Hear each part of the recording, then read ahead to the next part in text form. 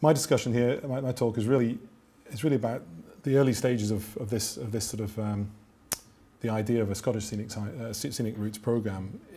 It needs work. I think there's a long way to go, but as Dan says, a lot of opportunity as well, a lot of bridges to cross. But you know, I think there's a lot that we can learn from various areas around ourselves. So without further ado, I thought I'd ask the question, which I think Dan's already very eloquently answered. But you know, what is a scenic route? What do we mean by scenic route? My reference points weren't quite so historic as Dan's. I went straight to the Oxford English Dictionary, which was actually pretty poor.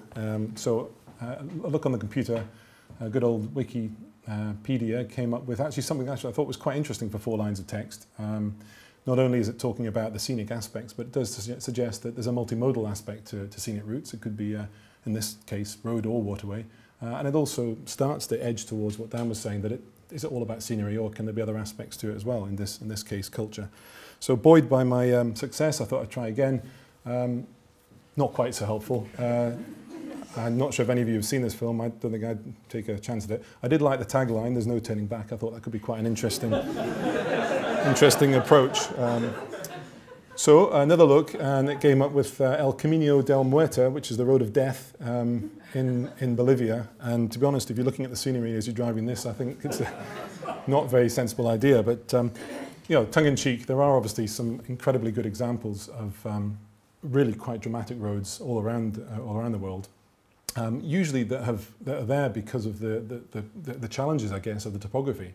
The reason they've been built are variable, but the fact that they have to actually go through such, I mean, again, Dan showed some early pictures of Loch Lomond, you know, some quite challenging environments, and that creates very picturesque roads. I think the top one is Romania. That's often referred to as Ceausescu's folly. It's the across the Carpathian Mountains, and was built for military purposes to get tanks away from the Russians or something like that, I don't know. But, you know, there are different reasons for building them, and obviously we've already seen Big Sur at the bottom there. Other examples, I mean, I suppose this is very much what Dan was saying about the fact that roads can develop into scenic routes rather than being designed specifically for that. The Romantica Strasse in southern Germany is a series of, I suppose it's a trade route, linking a whole lot of medieval market towns, and obviously some bright sparks decided that this is a lovely place to go, and let's develop this further, market it well, put some signage up, and it's an incredibly popular route. Other examples in France, obviously, the Route de Vin. This is more of a themed approach, obviously, and you know, we'll all be very familiar with our own national product. So these work extremely well and take advantage of not only linking themes but also enjoying the landscape as well.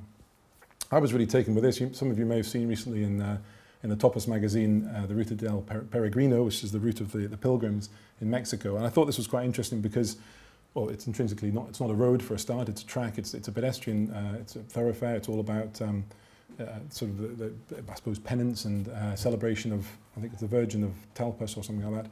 717 kilometres of pretty hard trek, I suspect. So to sort of lighten the load, recently introduced a whole series of interventions, I think 9 different architectural landscape practices with 7 different sort of interventions, whether they're sort of contemplatory or just providing a really good view of the landscape or whatever, or a rest area, but you know, really adding something more to that to that journey. And that's really the sort of the thing that I think we're starting to think more about in terms of a Scottish route. I'm going to speak quite a lot about the Norwegian examples, because really that is the fundamental inspiration, I guess, behind what we're trying to achieve.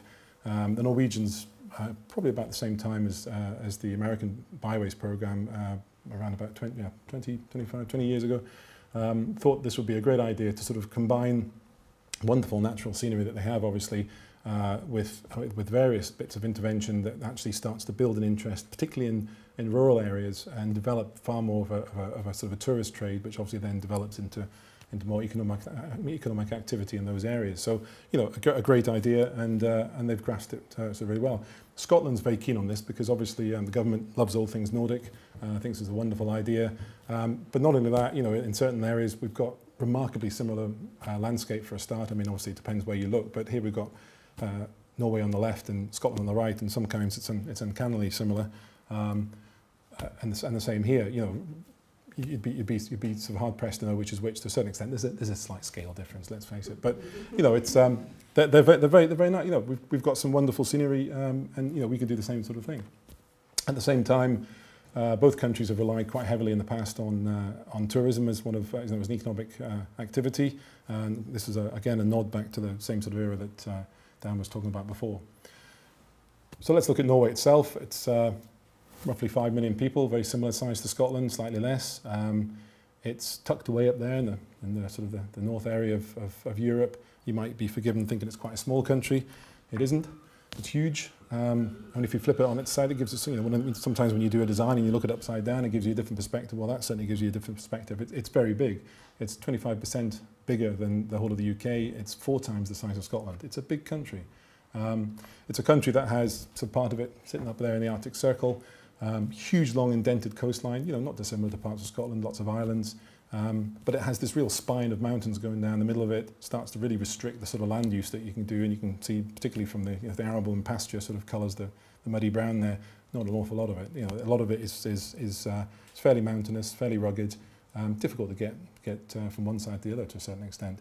But instead of seeing that as a sort of a problem, Norwegians wanted to celebrate that, and very much thought, look, these characteristics, these natural characteristics of our country should be the fundamental thing that we want to show off. So they developed 4 main sort of themes for their tourist route project. Coasts, clearly, you know, very dramatic, lovely coastline. The fjords that obviously then lead into the land mass from that. Norway's famed for its fjords, and quite rightly so. And this, again, we mentioned the wonderful mountain ranges, and then water, which really is the linking factor, I guess, to all of these features, whether it's dramatic waterfalls or glaciers or whatever. So they very much thought that these are the things we want to move on with, and that should be the fundamental part of any decision on scenic routes and tourist routes in Norway. So they began with this. That was talking about the idea of trying to develop the rural areas. I think that's really key. It's not just about mass tourism. It's about particularly focused tourism on some of their rural aspects, and perhaps moving away from, I suppose, what you'd call the sort of Oslo-Bergen axis, you know, central belt of Scotland kind of thing. So started back in '94 with this government-sponsored tourism and travel program, which led to a series of pilots, fairly sort of low-key to start with, and gradually building. And then obviously eventually they thought this is going to work, this is a good idea. That was really the genesis of the DETOUR project. Then they had a sort of period of adjustment, thinking about which routes they'd maybe like to consider, and developing their own sort of strategy and concept for that. And then really from then onwards, the springboard, the sort of the push forward to actually develop various parts of these routes, various installations within them, and celebrate the whole sort of thing. And as you can see, they're projecting it to 2023. So all in all, that's approximately 30 years. You know, a long vision, and that's a good thing, because obviously that really gives you the chance to actually start to really develop a program, really see where it's going, start to build on it, and hopefully attract more funding. We'll come on to funding later. They started small. You know, some of the bottom project I think was one of the first in the Rondane National Park. It's very simple. It's a lay-by with a path that leads to a toilet block in the woods. But you know, they made a feature of it, and it just sort of caught on. And obviously, as you can see from there, projects become a little bit more special, a little bit more complicated, and obviously a little bit more expensive as well. I went there last year just for a short stay, so couldn't see them all, but saw quite a few of these scenic routes in this sort of central area. And one of the things that I was really quite taken with when it started to plan what I was going to do and how I was going to get there, was that, I mean, there's 7 specific Norwegian tourist routes here, but there's no sort of circular route. There's no sort of design to say you start from here, you go around and you end. I mean, the blue is just purely me. It's just saying that's the way I'm going to go. But these routes are dotted everywhere, and as I say, all the way up the west coast particularly. And indeed, in some cases, Hardanger down the bottom here, there's 2 or 3 routes making up the route, if you see what I mean, not necessarily connected at all. So that's quite an interesting approach. And I wondered whether, you know, when we get to doing something like that in Scotland, do we look at a circular route? Do we look at just sections? You know, it's up for debate. But that's the way they've done it. And once they've established these 18 routes, that was it. They you know, as I say, about whatever it is now, 20 years ago, they just said, no, those are the 18, we're not going to vary from that, we're just going to concentrate on these. Some of them have varied slightly in length, they've tweaked a few here and there, but they've not added any further ones. What they have done is sold the product incredibly well. this is really, I think, one of the key aspects of why the whole thing has become successful, because let's face it, Norway is an expensive place to go. There's lots of other parts of the world that international tourism is a key part of, but here, really, really high quality materials, traveling around, good signage, traveling around the world, selling it to other people, putting up a really good website which they're updating again, providing just the right amount of information that really makes it very accessible, and also making sure that the tourism side of it, the road side of it, is part of an integrated and sort of combined tourism policy for the whole of Norway. So it's not, it's just one element in a much bigger picture.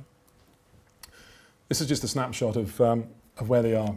This is from the current annual report. And it's interesting because the dark grey shows you that these are the 18 routes down the side. None of them are finished. There's some that are getting close to it, but there's some that have only really just started. A lot of work, all planned throughout this period up to 2023. When in the conversation with some of the Norwegians, I think in retrospect they said maybe it would have been better if they'd finished some, if they'd actually restricted the number or designate them, but just worked on a few at a time. But this is the way they've done it, and that's the way it's working. I think what is incredibly interesting and slightly eye-watering is the amount of money that they've spent on some of these. The figure at the bottom, which is in Norwegian kroner, translates to about £300 million from the concept of this project right to the end in 2023. So that's about £10 million a year over the 30 years. A lot of money. Maybe that just reflects where Norway is at the moment in terms of its economy, or perhaps that's just the nature of how successful it's been. But they are putting a lot of money into it. So going back to those 4 criteria we were looking at earlier, one of them was mountains. Obviously, mountains, views in, whatever. A couple of examples in the Rondane National Park is the first national park in Norway. It's also the furthest east, and it's one of these roads that travels along the edge with views in towards the mountains. And what they've done here, it's an existing road, various lay-bys along it, but they have the same problem that we have in a lot of places where the natural regeneration comes up and screens the views. So in this particular location, the obvious thing might be to lop down the trees, but instead of doing that, they've actually utilised the trees as part of the experience. So you're encouraged to sort of work your way in amongst them by the formwork of the concrete itself, and then you get the sort of the grand reveal, which happens to be John Ramsay, at the end of it.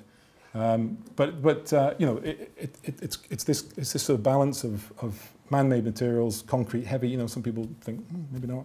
But the way they've formed that, the shapes that they've got, and the way it weaves in amongst the trees just really works really well. There's a number of bits of sort of symbolism going on here. That they've taken the shuttering for the concrete itself reflects some of the bark of the trees. Trees are encouraged to come through the whole structure anyway. Even the shapes, when you look at them in sort of perspective there, sort of reflect some of the coastal bits beyond it. Underneath the structure, you're encouraged to explore all the way around it. The legs of the support of the platform look a bit like the trunks of the trees. There's a whole series of things going on there. It's just been really interestingly sort of thought about and designed, and all of the construction is just really, really high quality. At the other end of the scale, somewhat bigger spend, in fact, probably the biggest spend that they've done entirely is at the Trollstig and the Troll Ladder on the Trollstig into Geiranger Road. And it is, you can see, it is stunning. It's a stunning bit of landscape. And at one end of it, this huge rampart of stone with this fantastic road that weaves its way up. 19th century design initially. That would have been some construction, leaping across the waterfall and then heading up at the top. And if you've got a landscape like that, you've got to do something about it. You've got to get some sort of viewpoint, which is exactly what they've done. They've developed 2 viewpoints in close proximity at the top of that precipice. One that's on a perfect grade, so obviously disabled wheelchair access, whatever, is very straightforward, and that actually overhangs the waterfall. The other one down a flight of shallow steps to this promontory at the end, and it just really enhances the whole experience of being in this location. Again, making no excuse of the use of man-made materials, the concrete there, the exposed aggregate concrete on the ground, but and these geometric shapes really sort of take the line of the hills around it. But you're encouraged if you want to step off that. Obviously there is a big cliff off to the left, which is why the railing's there, but there's nothing stopping you climbing around there if you want to. But where the landscape's a bit more sensitive, obviously they've raised the platform above that. And that's the main viewing area. Corten steel, they're mad on the Corten steel, but it's quite, looks effective in this location.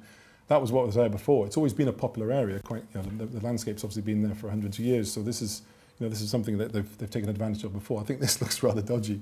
I don't think I'd like to stand on the edge of that. But the new one follows exactly the same line. But you know, just it really gives the message, I suppose. One of the underlying principles that the Norwegians have tried to do here: say, look, we've got this landscape, isn't it wonderful? It's lovely, but at the same time, we're a modern nation. We don't, you know, we're not scared to try something a little bit different, trying to use some of our modern materials, and that's what this is. It sort of smacks a bit of a model, I suspect. I mean, I can see they probably built the model first and then just presented it on site. But you know, it's an amazing structure, and it really, as I say, enhances the experience. It doesn't take away from the landscape at all. It just gives you a completely new perspective on that, and you know, slightly scary when you stand at the end, but you know, just an amazing experience. Now, obviously, if you've got these sort of viewpoints, you can see the two of them there. You need some kind. I mean, it's probably one of the most popular areas of the Norwegian tourist route thing. So you need some kind of support mechanism. You need some sort of services to sort of back that up. And they've developed this. This is probably where an awful lot of the spenders come. Big cafe block, some shops, a massive big car park, as you can see, takes a considerable number of fairly large vehicles. And that's all designed to support those two simple viewpoints. But it is an experience in itself, going there. And you might think that's, I mean, it's quite cleverly designed. You can see that the shopping units on the side of the watercourse there, it screened the car park, and the building itself all screens that from where people are actually going. But it's, you know, it's a big footprint. That's not insubstantial at all. But when you see it in, I'm not sure if you can see from the back, but when you see it in context of that environment, you know, it's insignificant. I mean, the scale is the scale of the hills around it just make it blend away. Obviously, you can just see the viewpoint petering on the edge there, and all of it comes down to the form of the design, the materials they've used, the colour that they've used, geometric shapes, everything just sort of fits into that landscape so much better. And even the building itself, which is, you know, one hand could look pretty big.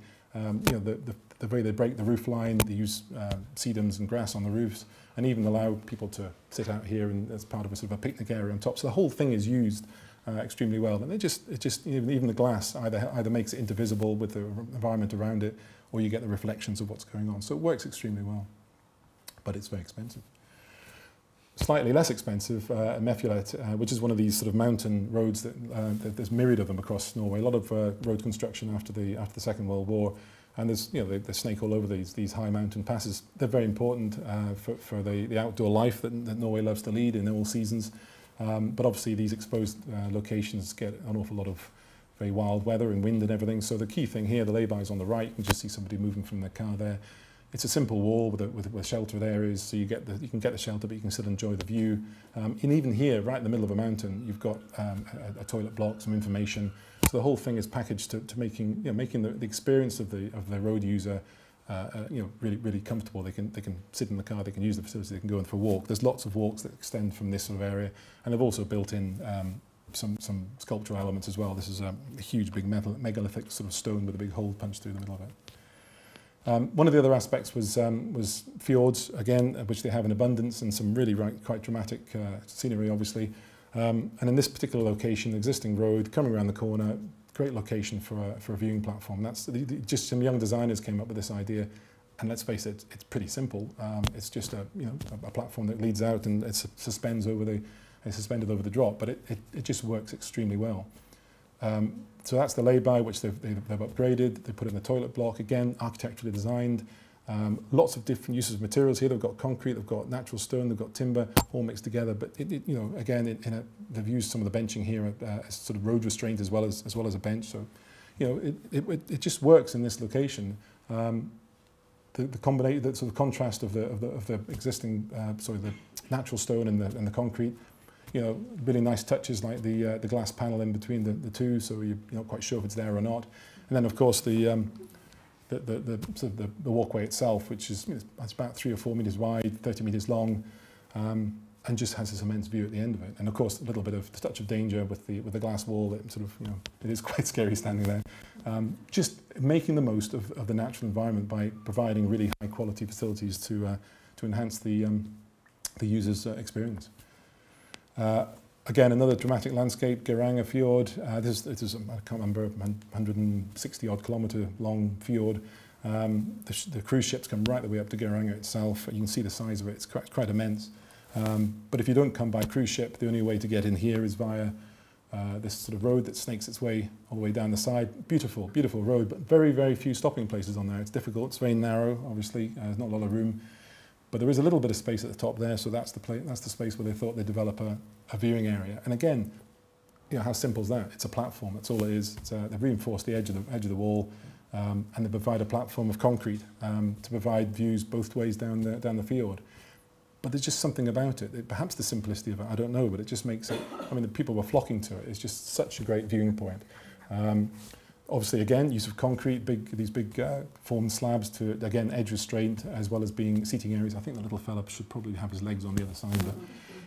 But again, you know, these fluted concrete slabs, there's 2 different levels. Yeah, that's it, and a very insubstantial railing, but it's, you know, it's obviously works. And it just, people come there in the droves, in fact so many that it gets a little bit busy. And this is one of the problems, obviously, on a road like that. There's just no space for you know, adding car parks and bits and pieces. You know, that sort of works here. Perhaps in Scotland, where we have a smaller, as we were saying earlier, a smaller area to deal with, and possibly more people, you know, that might be a bit of an issue. Third element was waterfalls, and at Vidderfossen, 2 different scales here. Vidderfossen was a 1960s sort of style hotel, which I think had seen better days, but again, as being developed as part of the tourist route, one of the tourist routes, it has a new kind of lease of life. And here, all they've done is the minimum they could possibly do to allow somebody to get as close as they can to the waterfall. Thundering great big waterfall, and all they've done is sort of encircled the rocky promontory with a sort of a Corten steel sheath, if you want, timber hand railing, and you can lean right over the edge of it and look at that. I don't know whether, you know, the old health and safety thing would ring true in this country. I don't know. I mean, there's certainly the surfacing is left as exposed rock, so it's a bit you know, it's a bit tricky. But you know, that's just the way they're going, and it's, you know, again, it really enhances certainly that closeness that you get from experiencing the waterfall. This one's a bit different. This is far more sort of planned and designed, if you want. There was obviously this existing gorge here that the road runs along the edge. People were stopping to look at it. They wanted to do something more about it, so they developed quite a substantial car park, bus lay-bys, and then a path to this so, you know, really stylish viewing platform. Sits atop of one of the rocky outcrops, and just provides unparalleled sort of 360-degree views of the landscape around and the gorge that runs beneath it. Again, Corten steel, allowing the vegetation to come through. The seating area on the front there. Just a really immense experience. The railing's really clever because it's sort of it's very lightweight and open, so it lets the light through, lets you see what's going on, but it keeps you away from the edge of it because it is. Oops, that's the wrong way. Oops, I've lost my buttons. It's quite a long way down, as you can see. So there, you know, there's some safety concerns about some things like that. And it's a kind of Heath Robinson affair of support, but it obviously works. And again, a very popular tourist attraction. So much so, in fact, that sort of latterly they decided to build sort of more facilities for the visitors. So there's an integrated sort of toilet block and cafe and everything. Again, you know, very modern. And it's there's this idea of the positive contrast between the natural environment and the sort of the man-made structures, concrete, glass. The glass works really well because, as you can see from the right-hand image there, it doesn't restrict any of the views, lets the light all the way through. They've even an overspill area that again is great in terms of getting close to the water's edge.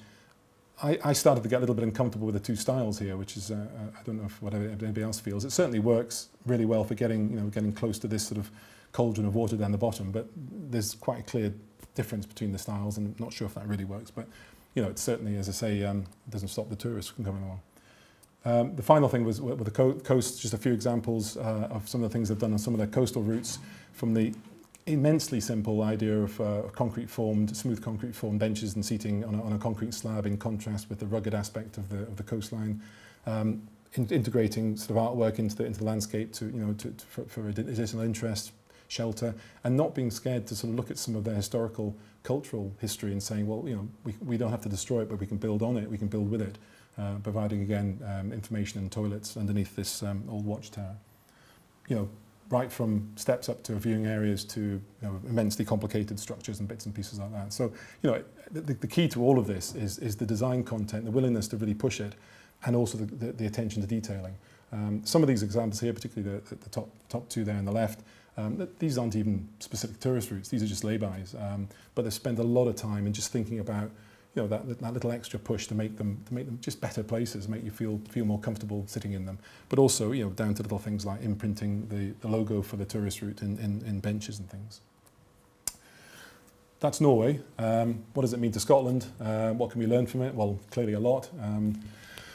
The government's very interested, as I say, in this, and Mr Lockhead launched this idea of a scenic route programme last year with an announcement of £500,000, slightly insignificant compared to some of the Norwegian sums, but you know, you've got to start somewhere, and that's fine. So you know, there's a lot of interest in it, a lot of agencies and government bodies involved, which is great, all working together, which is good. A slight lack of direction at the moment, which I think we need to sort of work on. Yeah, there needs to be some sort of governance structure that we haven't quite got to yet. But you know, there's still a lot of borrowed time from people here pushing this forward, and that's great. But there will come a point where we need to sort of move forward a little bit more. So £500,000 for the first year, same for the second year. Well, we'll take it, we'll work with it. There were a few conditions. We needed to get the first spend done in the first year, and seeing as it wasn't really a full year, that was a bit of a challenge. And also, he was very keen, Mr Lockhead, on involving Scottish-born talent, you know, and particularly youthful talent. You know, really the guys coming out of college, the guys who haven't had a chance, perhaps, particularly in the economic climate we've been through, to actually get jobs, get things built. You know, this is what we want. This is what he wanted to see happen. So, really, out of just need more than anything else, we thought we'd concentrate the first pilots in Loch Lomond. Loch Lomond, the Trossachs National Park Authority, obviously are very keen on the whole idea anyway, so that was good. But in fact, more fundamentally, they also had the support mechanism behind this. If you're talking about people coming straight out of uni, not a lot of building experience, they might have what we're looking for, that inspirational design ideas, but maybe not the experience of putting things together. The National Park was able to provide that support mechanism. Also, looking at sites that we had some sort of control over, planning wasn't going to be an issue, etc. So there's a couple of sites, Inverugulis and Falls of Falloch on the 82, and the Loch Lubnaig site on the 84, and a couple of other sort of potential options for student designs as well. You'll know the landscapes, you'll know what they're like. You know, this is something we do have in abundance in Scotland, some wonderful areas, whether it's the open expanse of Loch Lomond or sort of more intimate areas like the falls there and Loch Lubnaig. We put it out to competition. We were really surprised. It was incredibly tight timescale, 2 weeks. Some of you may have been involved, I don't know, but there were 2 weeks for the guys to come forward with designs. And we had over 91 entries, and all of really, really high quality and really quite different ideas as well. And we were absolutely staggered by that. And I'm continually staggered by the quality of some of the submissions, which you know, I couldn't do in 2 years, never mind two weeks. Maybe that's just I'm a bit of a dinosaur. But some of these things, I mean, they're great, really good. These are some of the examples of the shortlisted ones from that 91, which we then took to a judging panel, a selected judging panel. Mark involved there, really to give that sort of, you know, that really firm idea. You know, and again, people chosen from different walks of life to actually get the real, you know, get something from the press, somebody from the tourism side, and everything else. We thought it was important to keep the momentum going, get an exhibition. There's been one in the Lighthouse for some time, again endorsed by the Minister, the Cabinet Secretary, I should say, which is very helpful. And we were so impressed. We thought, you know, in the same way that the Norwegians have documented everything that they've done, you know, let's produce a wee book, which we did. It's got all the entries in it, including the sort of the shortlisted and winners and everything. And then the boy band image at the bottom. These are the winning. There was 3 guys on one and two guys on 2 of the others. So they were the ones selected. John Kennedy, the winner for the Falls of Falloch. I thought this was lovely. It was sort of a play on the kind of basket weave idea, but obviously with rebar, giving a whole new sort of perspective to what was already an existing sort of little viewing area. And it's now tucked away amongst the trees, and you can imagine once the landscape starts developing around it and the ferns start growing through it, it will be really integrated into that. A nice sort of piece at the end with a quotation from Dorothy Wordsworth as well. At Loch Lubnaig, Rory Moore put together this very sort of, you know, enclosed. I think this one is very much as a nod towards landscape. The other ones were perhaps a little bit more architectural in their design. But this one he worked very much with the flow of the land. It's just small. It's just neat. But it really works in this little hollow that they've got there. Rory himself got really involved, as you can see, in the construction, which is great. And it's just recently been finished. Obviously, it needs a little bit of weathering in, but it's you know, it's going to be a good little feature. The biggest one we've had a few problems with, but is still on track for later this summer, for BTE Architects, which is obviously, you can see the combination of 3 guys there, 2 guys and a gal, sorry. And it's going to, again, a megalithic type structure, but a different aspect, a different viewing perspective for the loch, and something, interestingly, that can be seen from the road as well, which is an added attraction when we start to talk about what a scenic route really means. But these are just incidental things. Obviously, really need a strategy to bring it all together, and I think that's the next big challenge. Really, we've been mooting this around for a bit, toying with the idea. We've had a workshop not very far from here, which was great. Invited audience from lots of different sectors. Really useful. Really trying to search out some of the answers to some of these questions about what we really mean by scenic routes. What do we mean by scenic routes for Scotland? Is there any difference to the rest of the places? And one of the really key things about how do we define the criteria? I mean, that is a real stumbling block. What do we mean? Where do we go? Because everybody sort of out there, if you talk to local councils, whatever, they'll say, we'll have it in our place. We've got good bits here. Well, does that start to weaken the whole concept? How do we actually get to an answer? And that's tricky. We have started to develop some key principles, which you can see there. Fundamentally, I think the whole idea that the route needs to be an experience in itself. It's not just these installations. We don't just want to sort of concentrate on putting in bigger and bigger and more expensive bits and pieces. It's got to be the whole thing. So there's a management plan there that's hugely important. There's sort of a view management structure as well. But also looking at multimodal aspects as well. Are we just talking about roads, or are we talking about other bits and pieces? And that's important because obviously, as you'll all know, we already have tourist routes in Scotland. We have the brand signed routes, 11, 12, I don't know. Which cover quite a bit of mainland Scotland. Clearly, we can't have tourist routes and scenic routes. That would be a bit daft. So somehow we have to integrate the whole approach. Obviously, these routes very much sort of off the beaten track type things, or largely, but not really supported in any other way. There's no sort of real structure behind them apart from that. So is there a potential that we can start to combine the two ideas? Perhaps this gives us a nod towards where we should be looking for some of the scenic routes. As well as that, I mentioned multimodal aspects as well. We've got a extensive railway network. We've got a burgeoning sort of cycleway network. We've got the canals themselves. There's lots of things going on. In Norway, they're very much concentrated on the driving experience. Here we're thinking perhaps developments can be can concentrate on sort of where hubs, where a lot of these different travel options sort of join, and you get more of an option of which way you want to travel. I think that if you saw in the previous slides, slow Scotland, maybe that's the thing. Slightly doesn't sound so right, does it? But maybe that's the way we should go, in slowing down the pace in terms of moving through the landscape.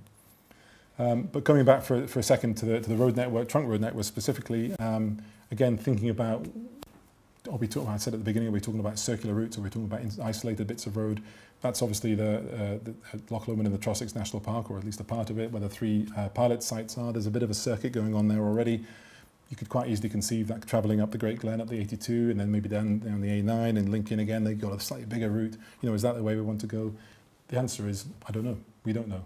That's something we've really got to explore further, and we're open to some sort of options and suggestions about it. What we have done is developed a second phase of pilots, one in the Great Glen and one in the Cairngorms National Park, which, as you can see, is off the trunk road network. Nothing wrong with that. In fact, it's on the Tom and Tower Road, which is beautiful in itself.